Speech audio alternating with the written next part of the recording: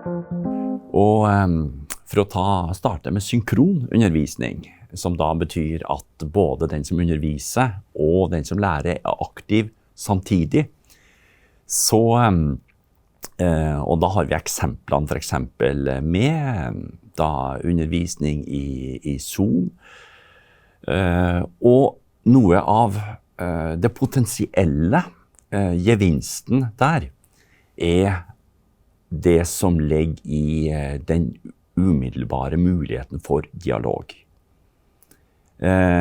Og det kan jo både bestå i at en student kan stille oppfølgingsspørsmål, den som underviser kan sjekke ut, er det her forstått, er det spørsmål?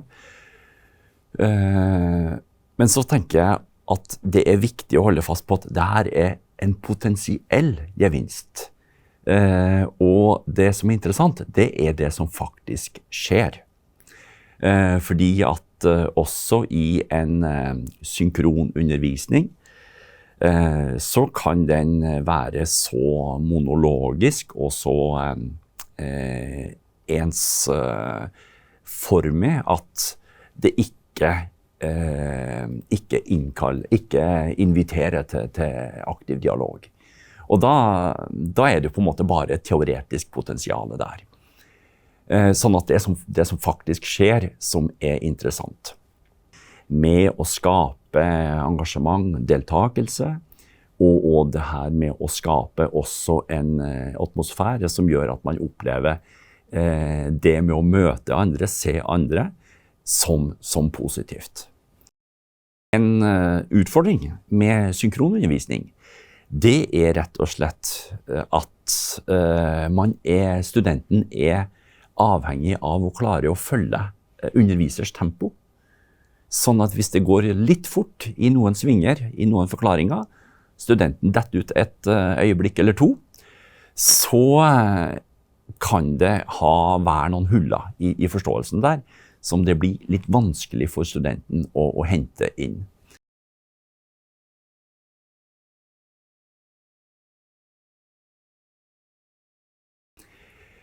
Hvis vi går over til den asynkrone undervisning, altså at den som underviser og den som lærer ikke trenger å være aktiv samtidig, så er jo to eksempler på det er jo bruk av video, og også bruk av da digitale diskusjonsforum er jo typiske eksempler der, at man står fritt når man jobber med. Man er ikke avhengig av at det synkroniseres med andre.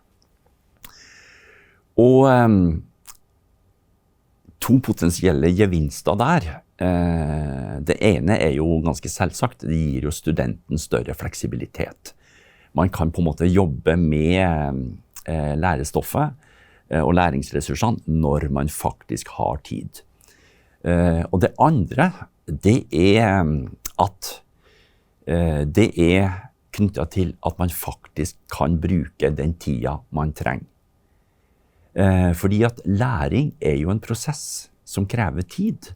Det å fordype seg i problemstillinger. Og det å da ha den tida man trenger, gjør at man vil kunne grave dypere inn i stoffet og kunne få en dypere forståelse.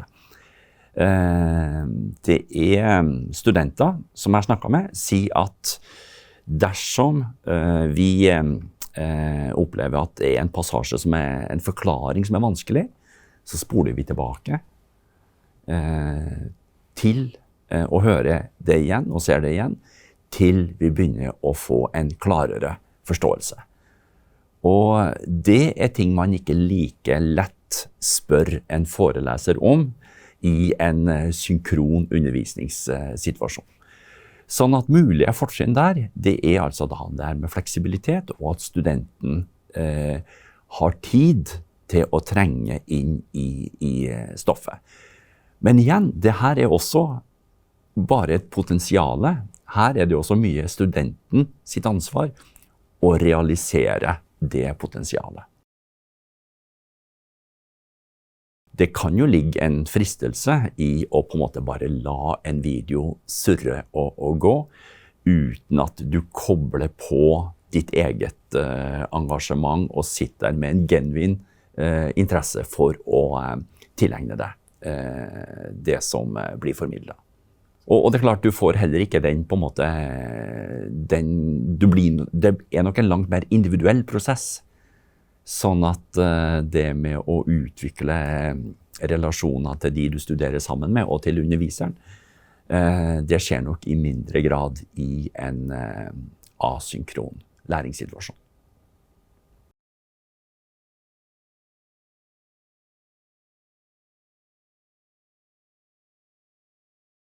Når jeg planlegger synkronundervisning, så skal det være elementer av dialog, interaksjon, gjerne med studenten innimellom, eller med student og lærer. Det kan hende at det er gruppediskusjon mellom studentene, og da kanskje en felles del etter det. Det kan også hende at vi har en poll eller en quiz med direkte tilbakemelding til studentene. Det er mange ulike typer læringsaktiviteter jeg bruker i min undervisning, men det skal alltid være en grunn for at vi møter sammen der og da. Det skal ikke være enveis kommunikasjon, fordi der er asynkron undervisning mye bedre egnet. Da kan det for eksempel hende at jeg lager en video eller andre læringsressurser.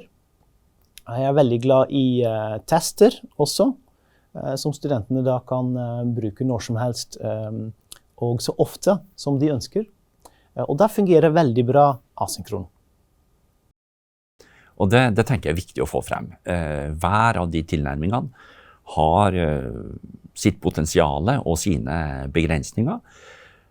Og jeg tror at det ligger mye potensiale i å kombinere de to tilnærmingene og bruke dem for det de er verdt når det gjelder å hente ut det beste av hver av de tilnærmingene.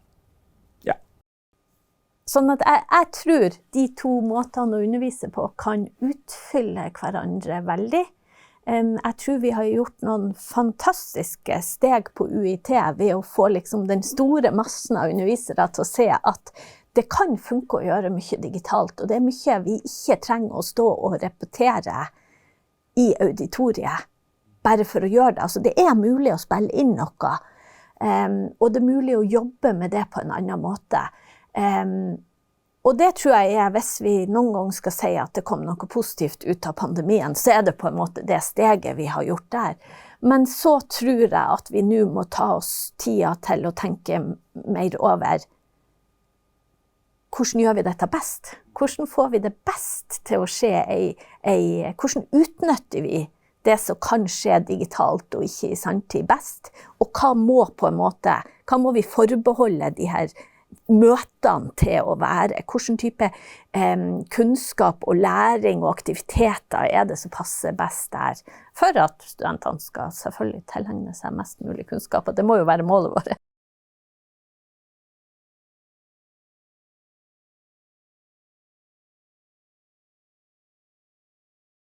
En undervisningsseanse jeg hadde ganske nylig. Da valgte jeg å kombinere de to, både den synkrone og asynkrone, gjennom å bruke det konseptet som er da kjent som flipped classroom. Og da startet jeg ut med den asynkrone delen. Temaet var vurdering i høyere utdanning, og målgruppa var undervisere i høyere utdanning. Da hadde jeg laget en 20 minutters video om vurdering i høyere utdanning, med fokus på både hvordan forstår vi vurdering, og hvordan gjør vi vurdering. Så i det her seminaret så hadde jeg valgt å gjøre det som på en måte første trinn av læringsprosessen. Andre trinn, det var at jeg ba alle deltakerne om å formulere et spørsmål. Et spørsmål som opptok dem knyttet til det som var behandlet i den videoen. Og tredje fase, det var jo at vi møttes til et synkront webinar. Og da hadde jeg ikke lagt opp til at jeg skulle repetere det som allerede var sagt i videoen. Det skal man absolutt ikke gjøre, for det blir fryktelig kjedelig for de som har gjort jobben, og på en måte sett den videoen på forhånd. Men jeg tok utgangspunkt i de spørsmålene som de selv hadde stilt. Og det var og så tok jeg og trakk jeg linjer til det som var på en måte blitt behandlet i videoen, og på en måte hentet det frem igjen. Men med utgangspunkt i de spørsmålene. Og jeg tror nesten aldri jeg har opplevd så sterk engasjement fra deltakerne som under det seminaret. Da var det sånn at vi måtte ha litt sånn der køordning på de som hadde bedt om ordet. Og det var ganske morsomt. Men jeg tenker det som funket der, det var at de fikk tid først til å se videoen og tenke gjennom, og det hadde de virkelig gjort. Og så fikk de formulere sine egne spørsmål, og så jobbet vi med utgangspunkt i deres egne spørsmål. Og dermed tenker jeg sånn at da var det sikret at det her var relevant. Og de visste at her får vi svar på spørsmål vi selv har vært med og stilt. Sånn at der opplevde jeg at vi faktisk fikk hentet ut det beste av både asynkron undervisning først, og synkron undervisning til slutt. En ting som vi gjør i et kurs som jeg mener nå, grunnkurs i organisk kjemi, det at vi har flippet klasserommet for det første. Altså, studentene får ikke tradisjonell forelesning i timene. Vi har spilt inn videoer, vi har samlet videoer fra internett og ulike kilder. Og de må studentene se på og informere seg om på forhånd før timene starter. Så når vi kommer på timen, da jobber vi med oppgaver og problemløsning. Og jeg går rundt, og mine hjelpelærere går rundt, og vi ser på hva de gjør mens de jobber. Så i tillegg til å svare på spørsmål da, så er vi mer aktive i denne rollen med å faktisk gå og se på hva de gjør når de løser oppgaven. For da får du denne innsikten i hva de egentlig mestrer. Og det at jeg kan fokusere på det 100% i stedet for hva skal jeg putte på denne sliden, det føler jeg har forbedret undervisningen brutalt. Så jeg får si det sånn, ja.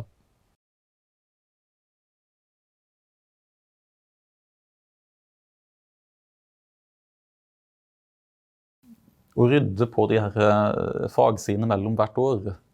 For jeg har opplevd en del fag jeg har hatt, der det lå igjen masse ting fra tidligere år, sånn, ja, tekster som kanskje ikke har vært brukt lenge, og timeplaner fra tidligere år, og sånn der i de her, hva heter det for noen, announcements eller sånt, når det logo der står det bare datoen, det står ikke hvilke år det er. Så da kan du ofte, eller da har jeg opplevd noen ganger at det er veldig vanskelig å vite, gjaldt der i år, eller var det noe fra som lå igjen fra i fjor, eller sånt noe, det er bare rydde i de greiene. På et tidligere studie så lå det gjerne ute gamle forelesningsvideoer fra tidligere år, men som vi da fikk beskjed om at det ikke som vi ikke skulle bruke, at det ikke var til oss. Og da var det litt rart at de ikke bare fjernet dem. Ja, altså det virker ikke som det er så veldig, i hvert fall en del av de fagene jeg har tatt, som ligger litt sånn tilfeldig, at noe ligger liksom i et kompendie som ligger i PDF på Canvas, og noe ligger bare linket til UiB,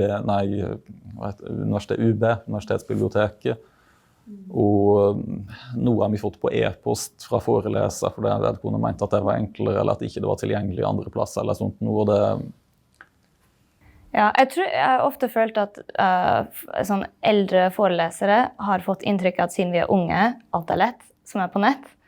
Og det var ikke sant. Det var ikke sant i det hele tatt. Og så når man er ung, så er man også vant til at ting er fint, og at sånn bra lagt opp, og at det er smooth og logisk. Så når det plutselig ikke er det på nett, så er det veldig frustrerende, synes jeg. Det å lage et godt Canvas-rom for et kurs, det en veldig krevende prosess. Men det også veldig viktig, og det veldig sentral i planlegging av emnet. Det viktig at studentene har informasjon om kurset, om arbeidskravene, om eksamen, om læringsaktivitetene. At de har den informasjonen tilgjengelig fra når de melder seg på kurset, til etter eksamen. Så det veldig viktig, og det kan også spare meg veldig mye tid. Hvis alt av informasjon tydelig tilgjengelig på Canvas, så får jeg mindre spørsmål som litt sånn unødvendige.